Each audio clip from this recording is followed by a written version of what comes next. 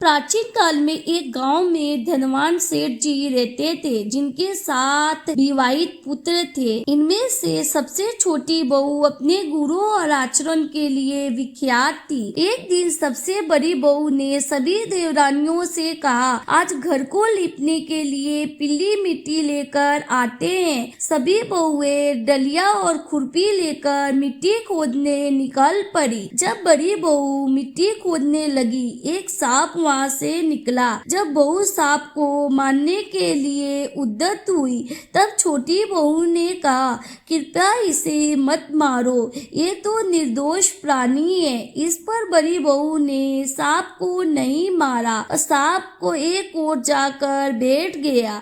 छोटी बहू ने सांप से कहा, तुम यहीं ठहरो, मैं तुम्हारे लिए दूध लेकर आती हूँ। ये कहकर वो दूध लाने चली गई, लेकिन घर पहुंचकर अपने काम में व्यस्त हो गई और सांप को किया वादा भूल गई। दूसरे दिन जब छोटी बहू को अपना वादा याद आया, वो तुरंत दूध लेकर सर्प के पास पहुंची। वहां पहुंचकर उसने देखा कि सर्प अभी भी वहीं था। सर्प को देखते ही वो बोली, भैया मुझे क्षमा करे, मैं आपके साथ किए गए वादे को पूरा करना भूल गई।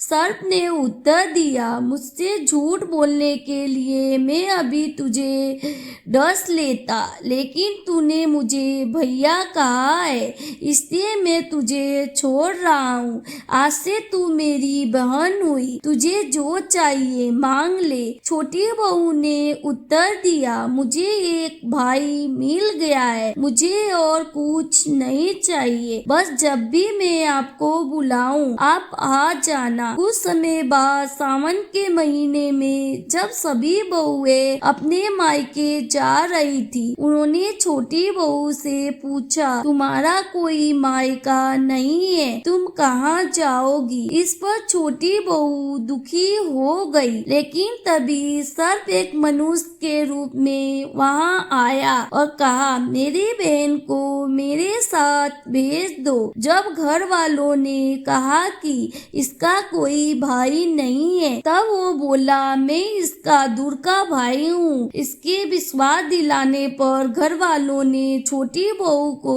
उसके साथ भेज दिया। रात होने पर सर्प ने छोटी बहू को बताया, बहन मैं तुम्हारा भाई सांप हूँ, मैं तुम्हें अपने साथ अपने घर नागलोक ले जाने आया हूँ, तुम डरना मत, तुम मेरे पूंछ पकड़ लो। छोटी बहू ने उसके कहे अनुसार किया। दोनों नागलोक पहुँचे। वहाँ के धन और ऐश्वर्य को देख छोटी बहू हैरान रह गई। सर्प ने उसे अपनी माँ के पास ले जाकर कहा, माँ ये मेरी बहन है, इसने एक बार मेरी जान बचाई थी और अब ये कुछ दिन हमारे साथ रहेगी। सर्प की माँ ने छोटी बहू को अपने गले लगा लिया और वो वहाँ खुशी खुशी रहने लगी। उस समय वहाँ शेषनाग के बहुत से छोटे बच्चे थे। रोज उनकी माँ दूध ठंडा करके घंटी बजाती। घंटी की आवाज सुनकर सभी बच्चे वहाँ आकर दूध पी लेते थे।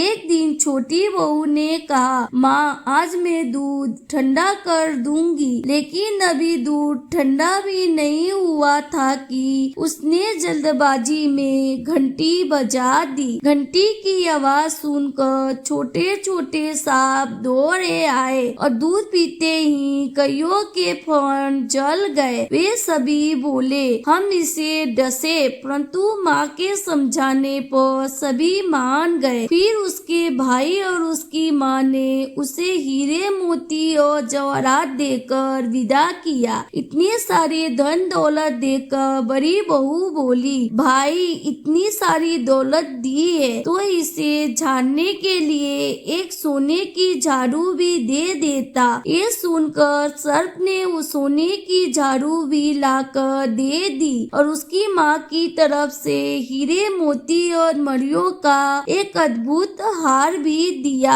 उस हार की प्रशंसा सारे नगर में होने लगी। जब ये प्रशंसा नगर की रानी ने सुनी तो उस हार को पहनने की इच्छा इच्छा उसने राजा को जताई। राजा ने तुरंत अपने सैनिकों को वह हार लेने भेज दिया। राजा के डर से सेठ जी ने छोटी बहू का हार सैनिकों को सौंप दिया। इससे छोटी बहू अत्यंत दुखी हुई। उसने अपने भाई सर्प को याद करते हुए उसे पूरी घटना सुनाई। सर्प ने उसे विश्वास दिलाया कि चिंता मत करो बहन, राजा खुद वो हार तुम्हें लौटाने आएगा। जैसे ही रानी ने वो हार पहना, वो हार सर्प में बदल गया। रानी ने भयभीत होकर उसे उतार फेंका। ये देखकर राजा ने छोटी बहू को दरबार में बुलवाने का आदेश दिया। सेठ जी खुद छोटी बहू को लेकर दरबार में आए। राजा ने पूछा, तुमने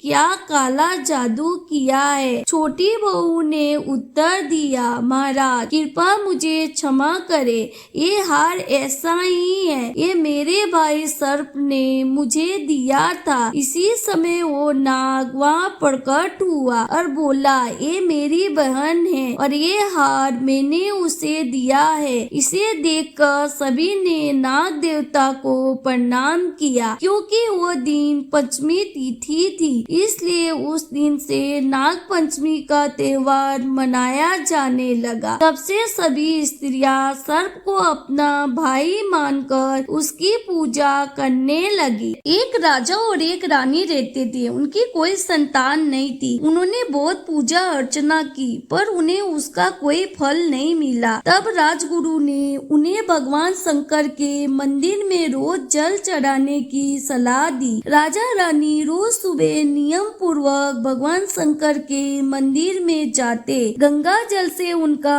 अभिषेक करते, भक्ति भाव से पूजा अर्चना करते। कुछ दिनों के पश्चात रानी गर्भवती हो गई। राजा रानी बहुत खुश थे। 9 महीने के बाद रानी ने एक सुंदर राजकुमार को जन्म दिया, किंतु जन्म के तुरंत बाद वो बालक अचानक से सांप बन गया। ये बात राज में सभी लोगों के बीच फैल गई। लोग तरह तरह की बातें करने लगे। राजा के दरबारियों ने उन्हें सलाह दी कि उस सर्प को महल में रखना उचित नहीं है, या तो उसे मार दिया जाए अन्यथा जंगल में छोड़ दिया जाए। लेकिन रानी अपनी ममता के आगे हार गई। उसने राजा को ऐसा करने से मना कर दिया। रानी ने रोते रोते राजा से कहा कि बहुत मुश्किल से उन्हें संतान की प्राप्ति हुई है और उन्हें उस पल पोस पाल कर अपना कर्तव्य पूरा करना चाहिए। रानी की विनती के बाद राजा ने न तो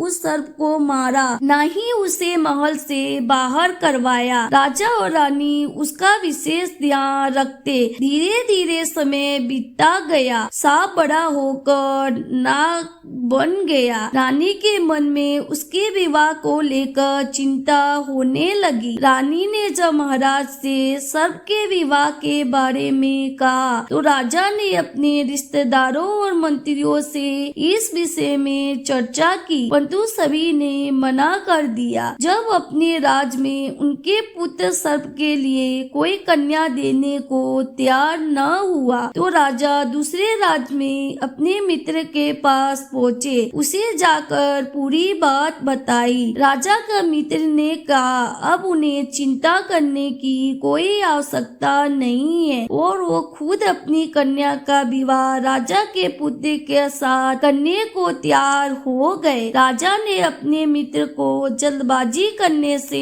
मना किया और अपने पुत्र को देखने का सुझाव दिया। राजा के मित्र को राजा पर पूरा भरोसा था। उसने राजा को अपनी कन्या सौंप दी। राजा कन्या को लेकर अपने नगर पहुंचा। रानी ने कन्या को बताया कि उसका बेटा एक सर्प है। कन्या ने उत्तर दिया कि वो अपने पिता के आदेश अनुसार राजा के पुत्र से विवाह करेगी। राजा ने बड़ी धूमधाम से अपने पुत्र का विवाह उस कन्या से कर दिया। एक दिन जब कन्या अपने कक्ष में सो रही थी तो उसे किसी के कदमों की आवाज सुनाई दी, जिसे सुन वो तुरंत उठ गई। उसने देखा कि उसके सामने सामने एक सुंदर सा युवक खड़ा था। कन्या उसे देखकर चिल्लाने लगी। तब युवक ने कहा, तुम शांत हो जाओ, मैं तुम्हारा पति हूँ। कन्या ने उत्तर दिया, मेरे पति तो एक सर्प है, तुम मेरे पति कैसे हो सकते हो? युवक बोला, मैं वही सर्प हूँ,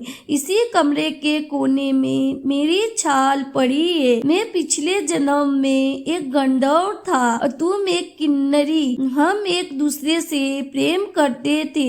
एक बार हम एक जंगल में नृत्य कर रहे थे। वहाँ एक ऋषि तपस्या में लीन थे। उनकी समाधि हमारे कारण भंग हो गई, तो उन्होंने मुझे अगले जन्म में सर्प बनने का श्राप दिया। मैंने उनसे बहुत विनती की और अपना श्राप वापस लेने के लिए कहा, किंतु उन्होंने कहा कि मैं दिया हुआ श्राप वापस नहीं ले सकता हूँ और उन्होंने मुझे भगवान शंकर की तपस्या करने को कहा। मैंने कई वर्षों तक भगवान शंकर की आराधना की। तब प्रसन्न होकर भगवान ने मुझे कहा कि अगर मेरा विवाह किसी कन्या से हो जाएगा तो विवाह के 10 दिन के बाद मैं श्राप मुक्त होकर फिर से इंसान में बदल जाऊंगा। इतने में कक्ष का दरवाजा खुला। राजा और रानी आए। राजकुमार को गले से लगाकर बोले, पुत्र, हमने सब सुन लिया है। हम खुश है कि तुमने अपना असल रूप प्राप्त कर लिया। इस प्रकार भगवान शंकर की कृपा से